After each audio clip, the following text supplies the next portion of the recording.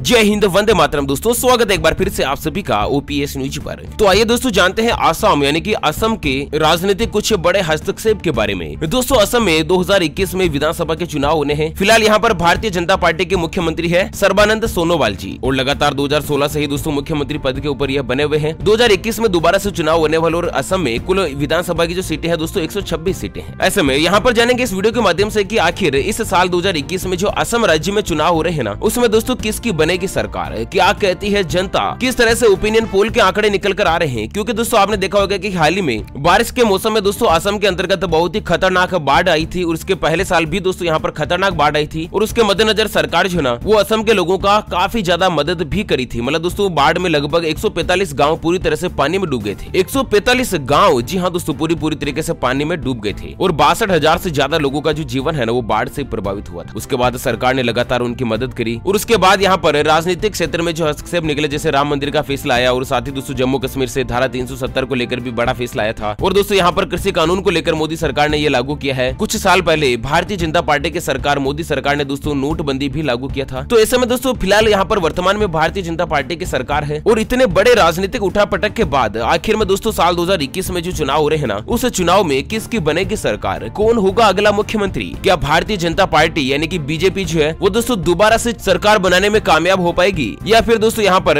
AIUDF यानी कि all India United Democratic Front, also known as UDF party, तो दोस्तों क्या UDF पार्टी अपनी सरकार बना पाएगी या फिर दोस्तों कांग्रेस बना पाएगी अपनी सरकार। किस किस पार्टी के खाते में कितनी सीटें जा सकती है, अन्य पार्टियों के खाते में भी कितनी सीटें जा सकती है। तो दोस्तों एक एक करते हुए जानते हैं असम के सभी जिलों की विधानसभा की स्थिति के बारे में। ऐसा में दोस्तों बने रहेगा इस वीडियो के साथ आखिर तक। चलिए सबसे पहले शुरुआत कर लेते हैं यहाँ पर बाजाली जिले के बारे में। बाजाली जिले में 2 विधानसभा की सीटें हैं और 2 में से दोस्तों किस पार्टी को कितनी सीटें जा सकती है, इसके हिसाब से दोस्तों सभी जिलों के बारे में करते हैं चर्चा। उससे पहले आपसे एक छोटी सी प्यार भरी सी गुजारिश करते हैं दोस्तों कि अगर आप अपने चैनल ओपीएस न्यूज पर पहली बार अगर यह वीडियो देख रहे हैं तो वीडियो के नीचे का लाल कलर का सब्सक्राइब वाला बटन दबाकर चैनल को सब्सक्राइब कर लीजिएगा और पास वाले घंटे के बटन को दबा दीजिए ताकि दोस्तों आप रह पाएंगे दिन भर की काम की और लेटेस्ट खबर से हमेशा अपडेट। और साथ ही आप राजनीतिक से जुड़ी भी सभी महत्वपूर्ण खबरों के बारे में भी रूबरू हो सकते। तो यहाँ पर दोस्तों असम में जो बाजाली विधानसभा की सीटें है ना, वहाँ पर कुल 2 सीटें हैं और दोस्तों जनता की राय के मुताबिक 2 में से 2 ही सीटें भारतीय जनता पार्टी के खाते में जा सकती है। फिलहाल AIUDF या फिर कांग्रेस को एक भी सीट मिलती हुई दिखाई नहीं दे रही है। दोस्तों इस वीडियो में अपन AIUDF को शॉर्ट में बोलेंगे UDF ताकि दोस्तों बोलने में कुछ आसानी हो। चलिए अगला जो नंबर आता है बक्सा जिले का। बक्सा जिले में कुल 3 विधानसभा की सीटें हैं और 3 में से 2 सीटों पर भारतीय जनता पार्टी जबकि 1 सीट पर UDF का कब्जा बरकरार हो सकता है। बिजनी जिले की बात की जाए तो बिजनी जिले में दोस्तों 1 विधानसभा की सीट और 1 में से 1 ही सीट जो भारतीय जनता पार्टी के खाते में जा सकती है। दोस्तों मौजूदा स्थिति के आपको बारे में बता दें कि असम में जो मौजूदा टाइम पर सर्बानंद सोनोवाल जो है वो मुख्यमंत्री है और 24 मई 2016 को उन्होंने शपथ ग्रहण करी थी और वो दोस्तों भारतीय जनता पार्टी के मुख्यमंत्री है। तो इस समय इस बार किस पार्टी के मुख्यमंत्री बन सकते हैं उसके बारे में कर रहे हैं चर्चा। वैसे दोस्तों इसके बारे में आपकी क्या राय है, आपके हिसाब से असम में अगला मुख्यमंत्री कौन हो सकता है? आपकी राय हमें वीडियो के नीचे कमेंट बॉक्स में जरूर बताएगा। चलिए अगला नंबर आता है दोस्तों विलासीपुरा का। विलासीपुरा में कुल 2 विधानसभा की सीटें हैं और यहाँ पर स्थिति कुछ दोस्तों इक्वल हो सकती है। दोस्तों 1 सीट पर भारतीय जनता पार्टी जबकि 1 सीट पर UDF पार्टी जो अपना कब्जा बरकरार रख सकती है। जनता की राय के मुताबिक स्थिति जो दोस्तों बराबर की निकल कर आ रही है। और वहीं विश्वानंद चोरेली जिले की अगर बात की जाए तो यहाँ पर भी 2 विधानसभा की सीटें हैं। 2 में से दोस्तों यहाँ पर 1 सीट भारतीय जनता पार्टी जबकि 1 सीट जो है वो UDF के खाते में जा सकती है। यहाँ पर भी स्थिति इक्वल हो सकती है। बोकाजन जिले की बात की जाए तो दोस्तों बोकाजन जिले में कुल 1 विधानसभा की सीट है और ये जो सीट है ना वो UDF पार्टी के खाते में जा सकती है। और वहीं बोकाखत जिले में भी दोस्तों 1 सीट है और 1 में से 1 ही सीट जो है भारतीय जनता पार्टी अपने नाम करवा सके। और वहीं अगला नंबर आता है बोगई गांव का। बोगई गांव में विधानसभा की 1 सीट है और दोस्तों 1 ही सीट जो है ना वो ना तो बीजेपी के खाते में और ना ही UDF के खाते में, बल्कि ये जो सीट है वो जनता की राय के मुताबिक कांग्रेस के खाते में जाती हुई दिखाई दे रही है। कछार जिले की अगर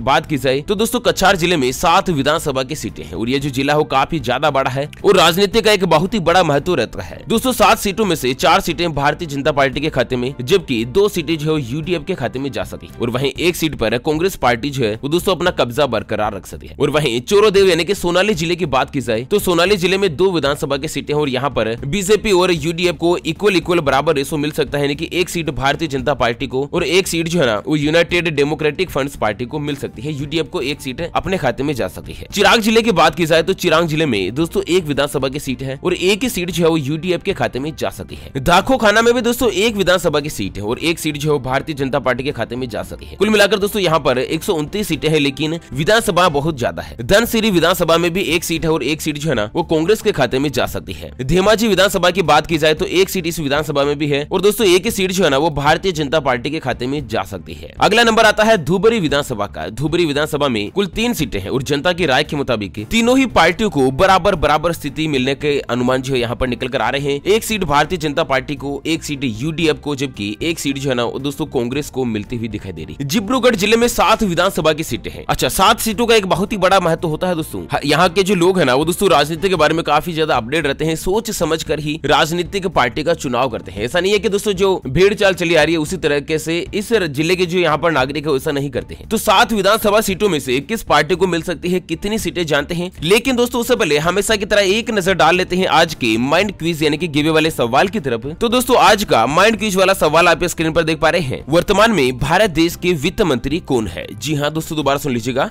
वर्तमान में भारत देश के वित्त मंत्री कौन है? Option A Nirmala Sitharaman, option B Amit Shah. तो दोस्तों फटाफट से लिखना है क्वेश्चंस का सही जवाब इस वीडियो के नीचे कमेंट बॉक्स में। और दोस्तों सही जवाब देने वाले किसी एक खास कमेंट्स को सेलेक्ट किया जाएगा हमारी ओपीएस न्यूज टीम की तरफ से और उसे दिया जाएगा सैमसंग कंपनी की एक स्मार्ट वॉच, वो भी बिल्कुल फ्री। ध्यान रखिएगा दोस्तों, हमारी न्यूज टीम के द्वारा जो गिव किया जाता है वो बिल्कुल फ्री रहता है, इसके लिए कोई भी चार्जेस वगैरह नहीं लिया जाता। चलिए तो दोस्तों बात करते हैं डिब्रूगढ़ जिले की 7 विधानसभा सीटों के बारे में। तो 7 में से 4 सीटें भारतीय जनता पार्टी के खाते में, 2 सीटें जो है दोस्तों यूडीएफ के खाते में, जबकि एक सीट जो है कांग्रेस के खाते में जा सकी है। और वहीं दीमा हासाओ की अगर बात की जाए तो एक विधानसभा की सीट है और एक में से एक ही सीट जो है ना वो दोस्तों भारतीय जनता पार्टी को मिल सकी है। चलिए अगले नंबर पर बात करते हैं दीपकू जिले की। तो इस जिले में भी 2 विधानसभा की सीटें हैं और 2 में से एक सीट भारतीय जनता पार्टी को, जबकि एक सीट जो है दोस्तों अन्य पार्टी के खाते में जा सकती है, जो कि अन्य पार्टियां होती है ना उसके खाते में जा सकती है। गोलपाड़ा अगर जिले की बात की जाए तो गोलपाड़ा में 4 विधानसभा की सीटें और दोस्तों 4 में से 2 सीटें भारतीय जनता पार्टी को, एक सीट यूडीएफ को, जबकि एक सीट जो है वो कांग्रेस के खाते में जा सकती है। और वहीं गोहपुर में दोस्तों 1 विधानसभा की सीट है और एक सीट जो है ना वो कांग्रेस पार्टी के खाते में जाती हुई दिखाई दे रही है। गोलाघाट जिले की अगर बात की जाए तो 2 विधानसभा की सीटें हैं और 2 में से एक सीट का रेशो रह सकता है, एक सीट बीजेपी को, जबकि एक सीट जो है ना वो दोस्तों यूडीएफ के खाते में जा सकती है। गोसाई गांव में भी 2 विधानसभा की सीटें हैं और 2 में से एक सीट भारतीय जनता पार्टी को, जबकि एक सीट जो है वो दोस्तों कांग्रेस के खाते में जा सकती है। टेलाकांडी विधानसभा की बात की जाए तो कुल 3 सीटें हैं और दोस्तों 3 सीटों में बराबर तीनों पार्टियों में रेशो जो है वो जनता की राय के मुताबिक ऐसा बन सकता है। मतलब एक सीट जो है ना वो दोस्तों भारतीय जनता पार्टी को, दूसरी सीट यूडीएफ को, जबकि तीसरी सीट कांग्रेस के खाते में जा सकती है। हमरेन जिले में भी एक सीट है, जबकि एक ही सीट जो है भारतीय जनता पार्टी अपने नाम करवाने का रिकॉर्ड कर सकती है। होजाई जिले में कुल 3 विधानसभा की सीटें हैं और 3 सीटों में यहाँ पर भी रेशो इक्वल हो सकता है। एक सीट दोस्तों बीजेपी को, एक सीट यूडीएफ को, जबकि एक सीट जो है ना वो दोस्तों कांग्रेस के खाते में जा सकती है। तो इस तरह से यहाँ पर कुछ आंकड़े निकल कर आ रहे हैं। और उसी के साथ दोस्तों अगली बात की अगर चर्चा करें जोनाई जिले की, तो जोनाई जिले में भी 1 विधानसभा की सीट है और एक सीट यूडीएफ के खाते में जा सकती है। जोरहाट जिले में दोस्तों 3 विधानसभा की सीटें हैं और तीनों में से एक सीट जो है दोस्तों इक्वल रह सकती है। भारतीय जनता पार्टी, यूडीएफ और कांग्रेस तीनों ही पार्टियों को बराबर एक सीट जो है दोस्तों मिल सकती है। चलिए अगला जो नंबर आता है कलीमाबोर जिले का। तो कलीमाबोर जिले में 1 विधानसभा की सीट है और दोस्तों ये सीट जो है भारतीय जनता पार्टी के खाते में जा सकती है। कामरूप की अगर बात की जाए तो कुल 4 विधानसभा की सीटें हैं और 4 में से 2 सीटों पर भारतीय जनता पार्टी, एक सीट पर यूडीएफ, जबकि एक सीट पर कांग्रेस का कब्जा बरकरार हो सकता है। कामरूप धातु में दोस्तों 4 विधानसभा की सीटें हैं और 4 में से 2 सीटें भारतीय जनता पार्टी को, एक सीट यूडीएफ को, जबकि एक सीट यहाँ पर भी कांग्रेस को मिल सकती है। करीमगंज जिले में कुल 5 विधानसभा की सीटें हैं और 5 में से 3 सीटों पर भारतीय जनता पार्टी, एक सीट पर यूडीएफ, जबकि एक सीट पर कांग्रेस का कब्जा बरकरार हो सकता है। कोकराझार जिले की अगर बात की जाए तो यहाँ पर कुल 1 सीट है और एक सीट में दोस्तों भारतीय जनता पार्टी के खाते में जाती हुई दिखाई दे रही है। लक्ष्मीपुर विधानसभा में कुल 3 सीटें हैं और 3 में से 2 सीटें जो है वो भारतीय जनता पार्टी को, जबकि एक सीट कांग्रेस को मिलती हुई दिखाई दे रही है। माजुली विधानसभा में 1 सीट है और एक ही सीट जो है यूडीएफ के खाते में जा सकती है। मनगा लाडोई में कुल 4 विधानसभा की सीटें हैं और 4 में से 2 सीटों पर भारतीय जनता पार्टी, एक सीट पर यूडीएफ, जबकि एक सीट पर कांग्रेस पार्टी जो है दोस्तों जीत का हिसाब ले सकी है। मार्गरेटा जिले की अगर बात की जाए तो यहाँ पर कुल 1 विधानसभा की सीट है और एक सीट में से एक ही सीट बीजेपी के खाते में जा सकती है। मारीगोन विधानसभा में कुल 3 सीटें हैं और 3 में से इक्वल रेशो रहने वाला है यहाँ पर दोस्तों, एक सीट बीजेपी को, एक सीट यूडीएफ को, जबकि एक सीट कांग्रेस के खाते में जा सकती है। जनता की राय के मुताबिक पूरा सर्वे जान रहे हैं दोस्तों। नगांव की अगर बात की जाए तो नया गांव में 7 विधानसभा है और 7 में से 4 सीटों पर बीजेपी, एक सीट पर यूडीएफ, एक सीट पर कांग्रेस और एक सीट जो है वो अन्य पार्टी के खाते में जा सकती है। नलबाड़ी विधानसभा में 3 सीटें हैं और 3 में से 2 सीट बीजेपी के खाते में, जबकि एक सीट जो है वो दोस्तों जनता की राय के मुताबिक यूडीएफ के खाते में जा सकती है। नाजीरा विधानसभा में भी 1 सीट है और एक में से एक ही सीट जो है वो दोस्तों फिलहाल बीजेपी के खाते में जाती हुई दिखाई दे रही है। उत्तर सलमा में दोस्तों 2 विधानसभा है और 2 में से एक सीट पर बीजेपी और एक सीट पर यूडीएफ पार्टी जो अपना कब्जा बनाकर कायम रख सकती है। और वहीं रंगिया में अगर बात की जाए तो रंगिया विधानसभा में 2 सीटें हैं और 2 में से 1 सीट बीजेपी को, जबकि 1 सीट जो है दोस्तों कांग्रेस के खाते में जा सकती है। सादिया विधानसभा में 1 सीट है और 1 ही सीट जो है बीजेपी के खाते में जा सकती है। शिवसागर विधानसभा में कुल 3 सीटें हैं और 3 में से तीनों ही सीट यहाँ पर दोस्तों अब तक का सबसे बड़ा ऐतिहासिक रिकॉर्ड बन सकता है कि तीनों ही सीट जो है भारतीय जनता पार्टी जो है ना वो दोस्तों अपने नाम करवा सकी है। और वहीं दक्षिण सलमरा की अगर बात की जाए तो यहाँ पर कुल 2 विधानसभा की सीटें हैं और 2 में से 1 सीट पर बीजेपी, जबकि 1 सीट पर यूडीएफ पार्टी जो है दोस्तों अपनी जीत का खिताब हासिल कर सकी है। तेजपुर विधानसभा में कुल 5 सीटें हैं और 5 में से 3 सीटों पर भारतीय जनता पार्टी, 1 सीट पर यूडीएफ, जबकि 1 सीट पर कांग्रेस जो है दोस्तों जीत का दबदबा बनाकर कायम रह सकती है। और वहीं अगला नंबर आता है तिनसुकिया का। तिनसुकिया में कुल 3 विधानसभा की सीटें हैं, इसलिए इसको तिनसुकिया कहा जाता है, जहां से दोस्तों 1 सीट बीजेपी को, 1 सीट यूडीएफ को, जबकि 1 सीट कांग्रेस को मिलती हुई दिखाई दे रही। और वहीं दोस्तों तीताबार विधानसभा में कुल 2 सीटें हैं और 2 में से 1 सीट बीजेपी को, जबकि 1 सीट यूडीएफ को मिलती हुई दिखाई दे रही है। उदलगुड़ी में 2 विधानसभा की सीटें हैं और 2 में से 1 सीट बीजेपी को, जबकि 1 सीट कांग्रेस के खाते में जा सकी है। बारपेटा जिले की अगर बात की जाए तो यहाँ पर 6 विधानसभा की सीटें हैं और 6 में से 4 सीटें जो है दोस्तों बीजेपी के खाते में जा सकती है। और वहीं यूडीएफ के खाते में 1 सीट, जबकि 1 सीट जो है दोस्तों कांग्रेस के खाते में जाती हुई दिखाई दे रही है। तो इस तरह से दोस्तों इस वीडियो में अपन ने जाना कि असम की 126 विधानसभा सीटों के बारे में जनता की क्या है राय। तो दोस्तों जनता की जो है ना वो इस बार भी भारतीय जनता पार्टी को अपना पूर्ण समर्थन दे सकती है और दोस्तों भारतीय जनता पार्टी की जो उम्मीदवार है ना वही मुख्यमंत्री पद की शपथ ग्रहण कर सकते हैं। वैसे इसके बारे में आपकी क्या राय है? आपके मुताबिक दोस्तों असम में अगले मुख्यमंत्री कौन हो सकते हैं? आपकी राय और हमें विचार जो है दोस्तों वीडियो के नीचे कमेंट बॉक्स में जरूर बताएगा। ओके फ्रेंड्स, तो फिलहाल इस वीडियो को यहीं पर देते हैं विराम। फिर से करेंगे मुलाकात एक और नई और ताजा तरीन ब्रेकिंग न्यूज हेडलाइंस के साथ। तब तक के लिए बने रहेगा आपके अपने चैनल ओपीएस न्यूज पर। Thank you, take care, good bye, Jai Hind, जय भारत, वंदे मातरम।